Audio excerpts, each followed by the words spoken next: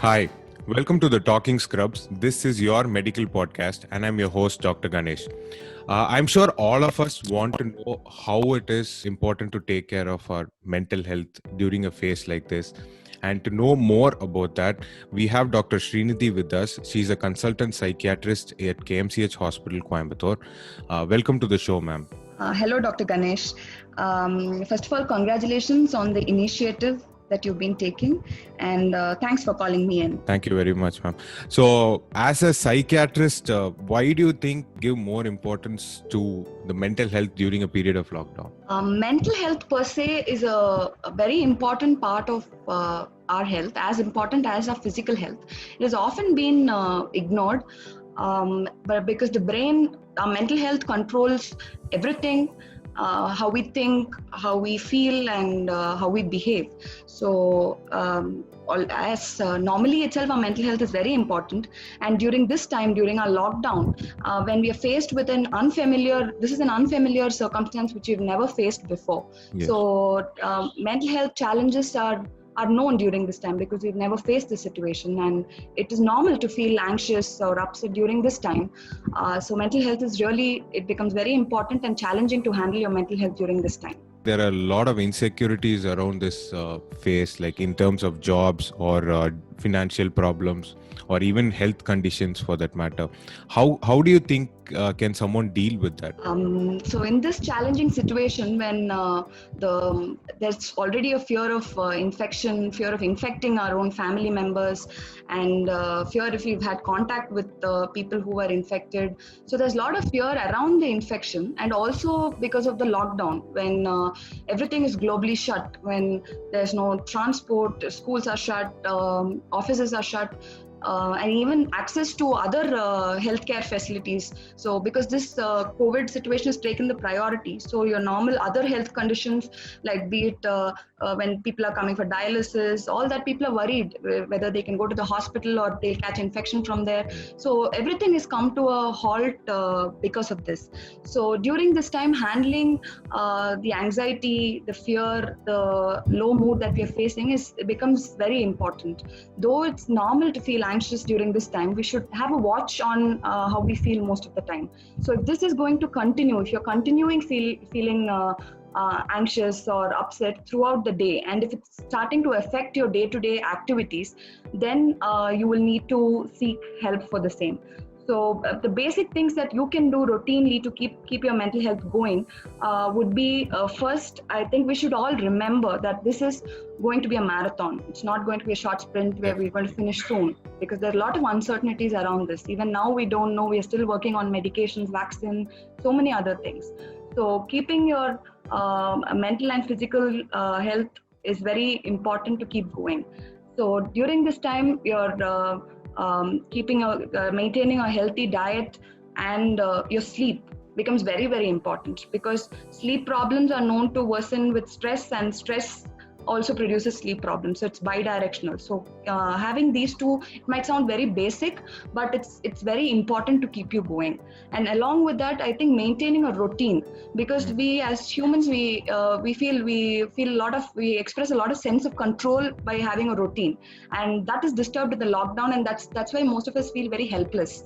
So maintaining a routine, even though we are at home, would also be very, very important during this time. And also keeping a track of emotions, though it's normal to feel anxious and all that, but still keeping a track of your emotions. And when it gets overwhelming, you should connect with people around you and not distance yourself.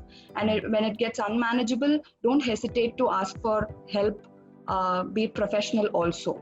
As you were mentioning about when you feel overwhelmed and things like that, it is natural that we all feel like that. But I want to know, like, is there any particular cutoff or limit? Like, how much is too much? Okay. So when it gets overwhelming that you're not able to carry on with your day-to-day things, you're thinking about, it's normal to think about COVID during this time, but when you're thinking about 24/7, thinking about it all the time, that you're not able to carry out even basic things at home, like talking to the rest of the family members or watching something on TV, but you're continuously thinking about it.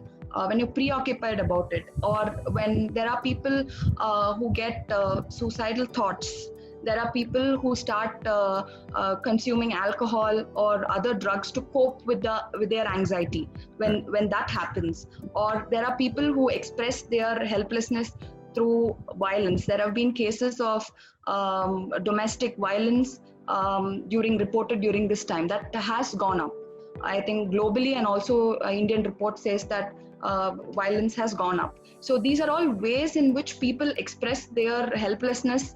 Either they take it in or they show it out. So both ways it has to be managed, and these are some of the red flag signs where you have to take help. That's exactly what I wanted to know, because everybody, including myself, we feel anxious and we feel like, okay, it's not going right. We have a sense of doom around us, but there's a point, there should be a point of differentiation, right? Like, which is when we are crossing the line. So the pause is okay, but if you're not able to carry on after the pause, then that becomes a problem. Yeah. And one more thing which I wanted to ask is, there are people who are generally more, how do we phrase that? They are more conscious about their hygiene. We can say they are over conscious about their hygiene. But during a time when everybody around us are talking about germs, and all of us are talking how to be cautious and how to wash our hands, all those things. How do we, if someone is like that, someone's over conscious about their hygiene, how can they handle the anxiety associated with this? True. So this is a very commonly asked question to a psychiatrist. So this, because the COVID, everybody keeps saying, wash your hands, maintain personal hygiene. So what happens to people who are already cautious of that? So it's a very difficult situation for them. So there are people who are conscious like that, and those conditions, like we see them day in and day out, they're either obsessive compulsive disorder, or they not amount to a disorder, but still they have traits of the same. So those kind of people, and it's known to worsen with stress. Those conditions are known to worsen with stress. And when this happens, when we are at this point, when it's an overwhelming stress, it will definitely worsen. So they will have to seek help and continue the medications and treatment that they're already been taking. So there are platforms where they can teleconsult now, because this is something which can lead on to other problems as well. Because the people with obsessive compulsive disorder or OCD, these problems, they might go into depression, or they will have extreme levels of anxiety also. So there are platforms in which they can take teleconsultation, where they can talk to the therapist or the consultant. It might be difficult to handle by themselves if the anxiety gets too much. Yeah. Especially when they already have a disorder, and these problems are known to happen, because even in the past with other influenza infections, when they followed up, the rates have been high, and we've also been, though there are no statistics as yet, but we've also been seeing an increased rate of people suffering from this. So taking help, and family have to help them and getting to a professional help. So they have to be helped. It's difficult for them to handle by themselves, or the family to handle them.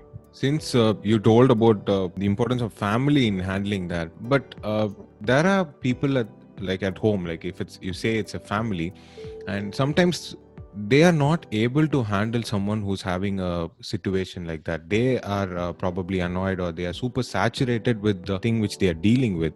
What should they do ideally? How can we help them? So family of people with OCD, they can be of two types. The families can be of two types. One is being accommodative. That is, they overdo. They also help the other person in doing what they're doing. So meaning, if somebody washes hands repeatedly, they also sometimes enforce the family to do the same. So they want to avoid problems, so the family also ends up doing the same. That is one category. The other category is the family is tired and they just leave the other person because they don't know what to do. So in both cases, it is as important as the family also to take help for themselves. Meaning, it is very important in the therapy when we address, because in OCD, medications and therapy go side by side. Both are important. So we also address family concerns and how they should handle that person, because it is very difficult to handle day in and day out, because when a person spends hours sitting in the bathroom, be it with washing, because washing is the most common OC symptom that we see, so that's why I'm referring to that. Yeah. So that's the most common And one. it's something So which everybody is recommending now as well. True. But the line has to be drawn in where they how much time they spend in it and how much they do it, how much repeatedly they do it. So when somebody goes out and comes back, washing is okay, but sitting and washing for 1 hour or 2 hours is not okay. So that's where we'll have to draw the line. And coming back to the family thing, so I think family during therapy we'll also address how family has to deal with this. So family also needs help. Not just to how to handle that particular person. They also need help and guidance as to how they can do it. That's why, because I've had a person who had someone in their family who had something like that, and he was finding it very difficult to cope with the situation at the moment, because he was trying all his best to be non-judgmental, to be supportive and everything, but after a while I think it was overwhelming for him. It was quite taxing for the person himself. So correct, because I think due to COVID they are carrying a stress themselves, and in that stress, if this adds on, it gets very difficult for the other person. exactly. It's totally understandable why that person feels that way. So I think they should also take help for their mental health, and also how to handle the other person with these problems.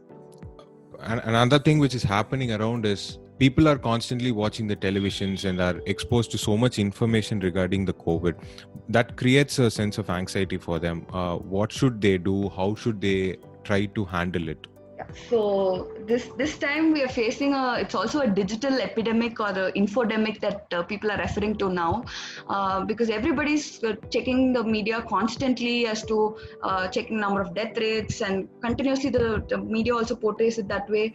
That per se increases the anxiety. So to handle that, I think they have to definitely limit the media use, because even surveys have showed that more than 3 hours people who watched media have increased rates of anxiety and depression compared to the rest. So I think just limiting the media news regarding COVID has to be done. Probably half an hour or 15 minutes at the end of the day when they get to watch all the news, it will do, rather than repeatedly watching it, because nothing's going to change by repeatedly watching it. It's just going to worsen your anxiety, and it's going to worsen things for you. Yeah, because this is something which is happening, right? Like everybody is having this problem. They in fact call people and talk, like, you get to know what is the numbers today. Did you see how much positive cases are there today? This has become a trend now, and it's natural for them to feel so, but it also induces anxiety in a lot of people. True. So I think they should stick to the sites where correct information is given, like World Health Organization, CDC, where right information, and also get more information about the precautions, because we'll have to start focusing on what we can control and leave things what we cannot control. Yeah. So what is in our control is the precautions that we can take, and how protected we are and our family is. And beyond that, the death rates around us, or the financial constraints around us, all that we start looking at, which is not under our control, it's just going to worsen things for us. Yes, definitely. Thank you, Dr. Srinidhi, for taking time and spending it with us in your schedule. And I'm sure this is going to be helpful for a lot of people. Thank you for your time. Thank you, Ganesh. Thanks for the opportunity. And I'll be happy if this reaches people and changes lives. So that's all for today, folks. Thank you for listening. Thank you for your time. We will see you soon with another interesting episode or conversation. Stay safe, stay home, stay indoors, and we can do this together. Cheers.